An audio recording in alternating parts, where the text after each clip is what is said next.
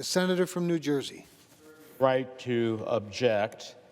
Let me first say I want to be clear that my opposition, that I'll announce briefly, to moving this resolution by UC today is not by any means because I disagree with the assessment of China's abhorrent human rights record or the importance of the Olympics living up to the higher standards in upholding human dignity. The Olympic Charter states that the goal of Olympism is to promote, quote, a peaceful society concerned with the preservation of human dignity. Beijing has not, by a long shot, earned the honor of hosting the 2022 Games. Now, my record is crystal clear when it comes to calling out and condemning China's horrific record on human rights and the threat it poses to the United States and the rest of the international community. As my colleagues know, during my years in Congress, I have introduced, advocated for, and helped pass legislation on behalf of the people of Xinjiang, Tibet, Chinese civil society dissidents, a democratic and autonomous Hong Kong, supporting democracy across the Indo-Pacific region. Just recently, I introduced a comprehensive bill to strengthen the United States across various sectors to best confront and counter China's efforts. I also recently released a report about the necessity of standing up against China's dangerous new digital authoritarianism. So there's no question that under Xi Jinping, China has taken a great leaps backwards on human rights, establishing concentration camps in Xinjiang, instituting a surveillance state that not even George Orwell could have imagined, and crushing any thought and ideas that deviate from the dictates of the party. China's rise, bringing hundreds of millions out of poverty during the last century, is something the Chinese people can be justly proud of. But Xi Jinping's dystopian totalitarian vision, currently crushing the Chinese people, is one of the century's great tragedies. So I'm very sympathetic to the goals of the resolutions and the sponsor of the legislation. However, I believe these issues merit serious discussion and drafting of the appropriate language before the Senate Foreign Relations Committee.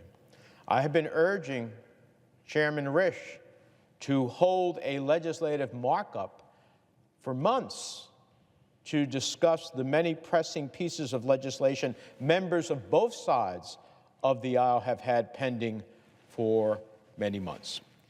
So I would, in response to the gentleman's request, say that there is a human rights crisis much closer to home that we have discussed before the committee. We have an opportunity to address people suffering from a dictatorship who right here in the United States, many of whom live in Senator Scott's state of Florida. For the second time in 2 weeks, I'd like to call upon this body to take up legislation the House has passed that would designate Venezuela for temporary protected status. I'm asking Republicans to remember that there was a time before President Trump when our nation stood in solidarity with the victims of dictatorship. Nicolas Maduro is a dictator, plain and simple. His regime is a cruel criminal cabal that has destroyed Venezuela. Some 200,000 Venezuelans currently live in the United States without legal status. They're unable to safely return to their homeland, and they would benefit from temporary protected status. I believe we have to do the right thing. We have to uphold American values and offer them protection. So, Mr. President, as if in legislative session, I ask unanimous consent the Judiciary Committee be discharged from further consideration of H.R. 549 and the Senate proceed to its immediate consideration. Further, that the bill be considered read a third time and passed, and the motion to reconsider be considered made and laid upon the table with no intervening action or debate. Mr. President. Is there objection? Mr. President. Senator from Kentucky. Reserving the right to object. I have no problem with asking unanimous consent at this point to pass your legislation with a few amendments. Since this won't be going through committee, we ought to, like you say, examine the legislation and think about what it involves. And I think having a few common sense amendments would make sense. There's about 270,000 Venezuelans. I think we can accommodate them. We're a big, great country, and America has room for them.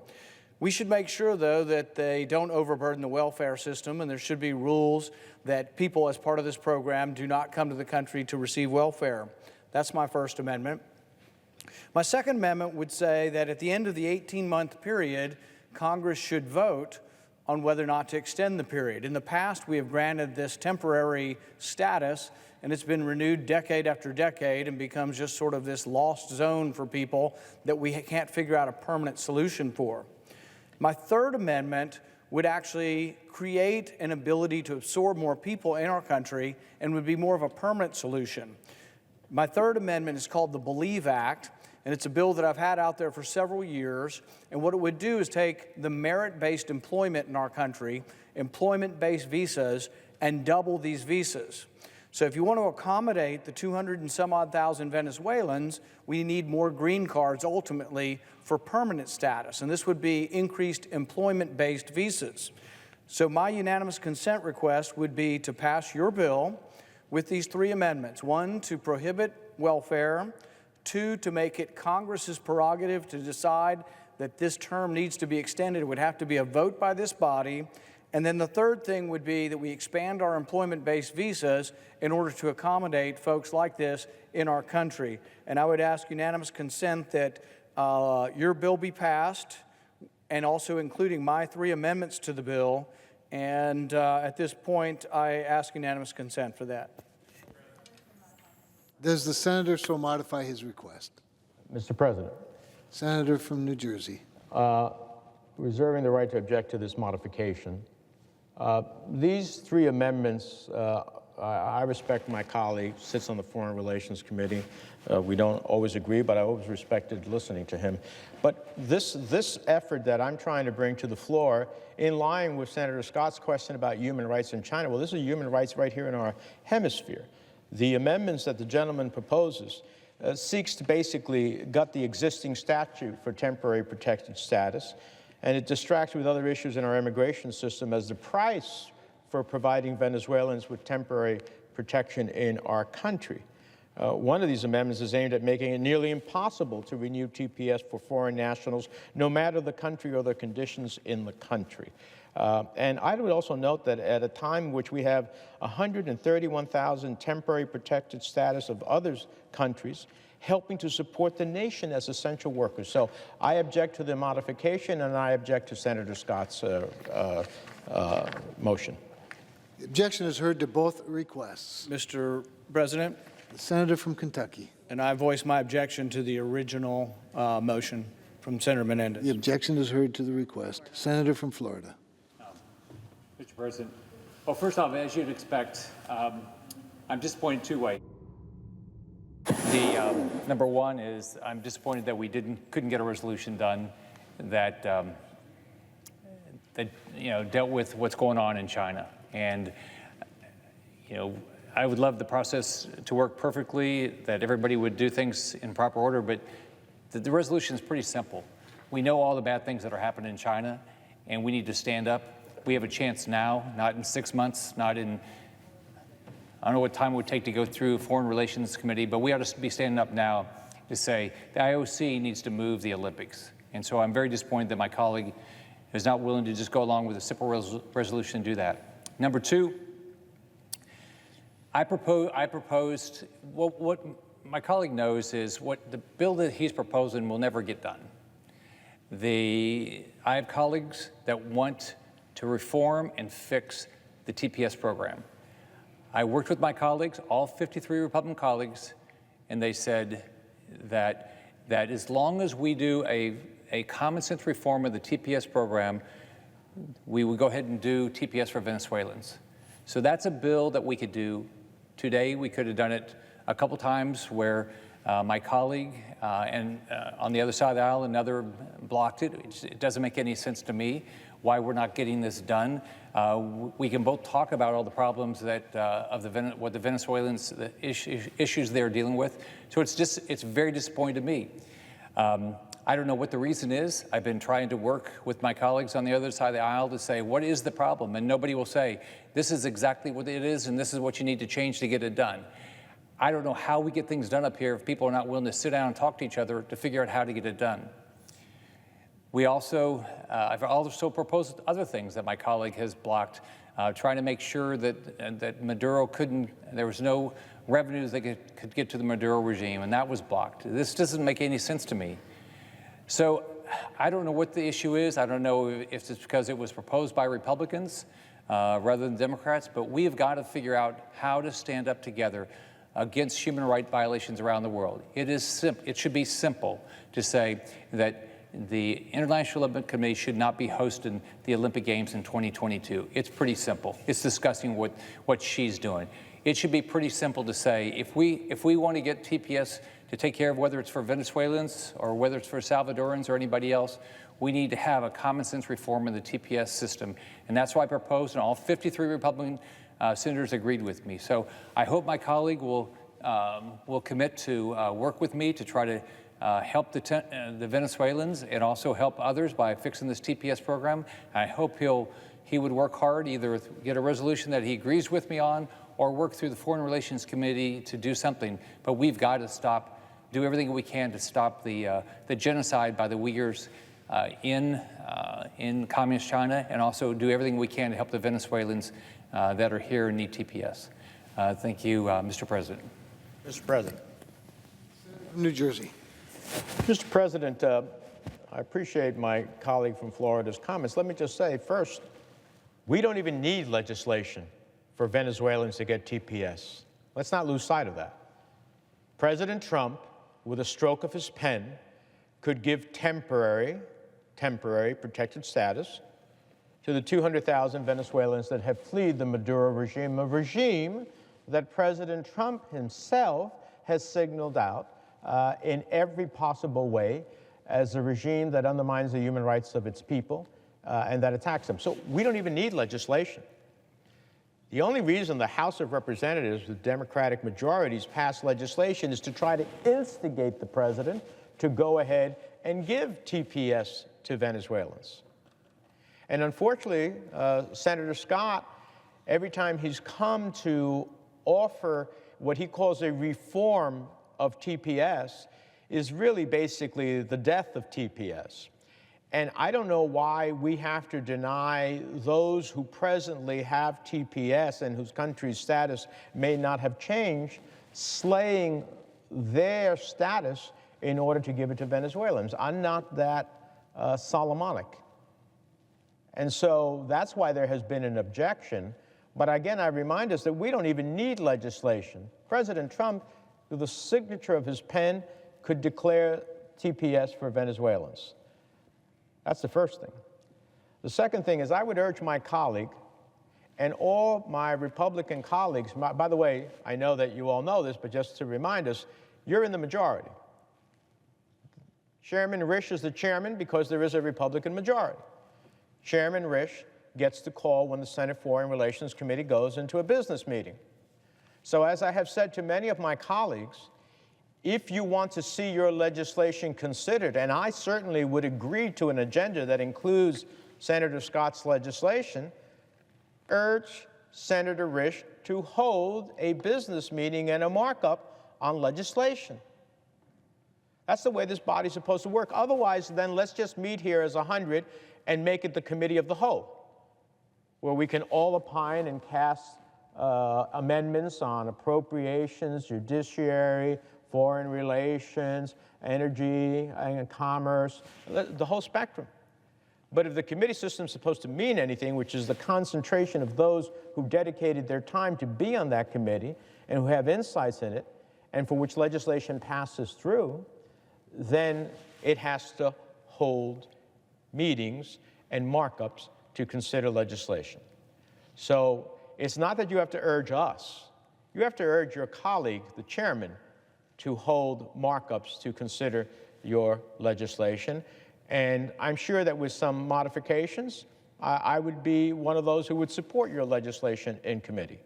But we cannot have everybody bypass the committee, come to the floor, and think that that's the way that things are going to operate. Now, yes, there are some things that we'd love to see, and there's a timely fashion. Sounds like, from the reading of the majority leader's several motions that he made for nomination, we're going to be here next week.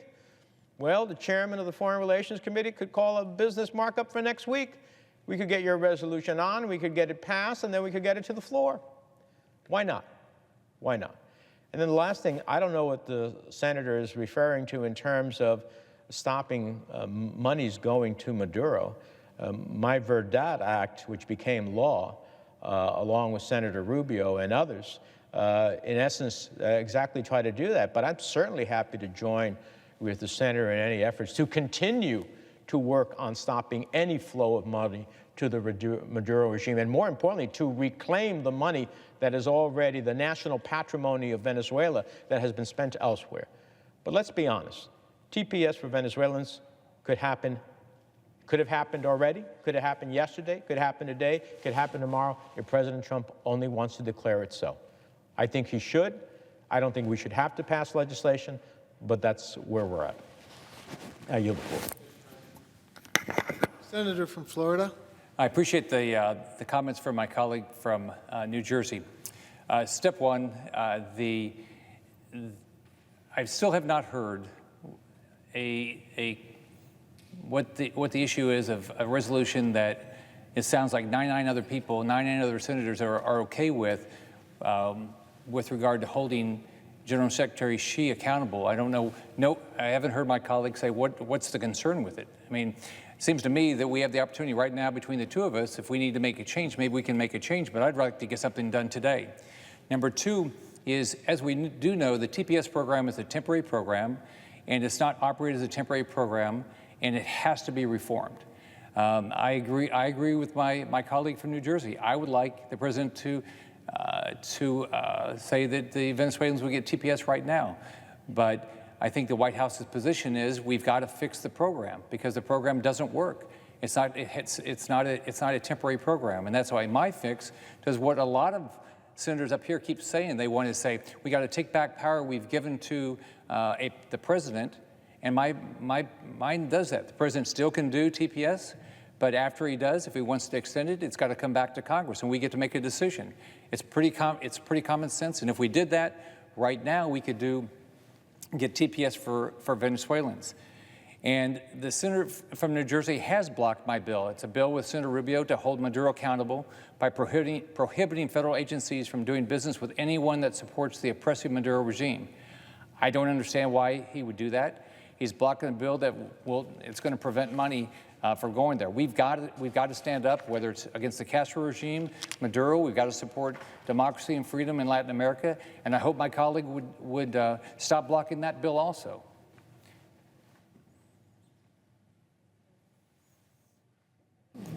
Mr. President, is the senator yielded the floor? The senator from New Jersey. Mr. President, I won't stay the whole night debating my colleague, although I would enjoy that. But let me just say, number one, is that he has the power as a colleague in the majority to go to the chairman of the Foreign Relations Committee and say, I really think this resolution is timely and needs to be done. We're going to be in session next week. The chairman of the Foreign Relations Committee can call a markup next week. His resolution, I will give him my word that I will support asking the chairman to put his resolution on the business meeting, and with probably some modifications, I would support it. But he needs to ask the chairman to hold the markup, number one. Number two, the reality is that the concern about TPS not being quote unquote temporary, well, that concern was vitiated. I don't know if it was the 9th or 11th Circuit Court of Appeals that recently held a decision that said the President of the United States can give TPS and he can end TPS in his judgment. Now, I don't necessarily agree with that judicial decision, but nonetheless, that is right now the law of the land. So that concern is over.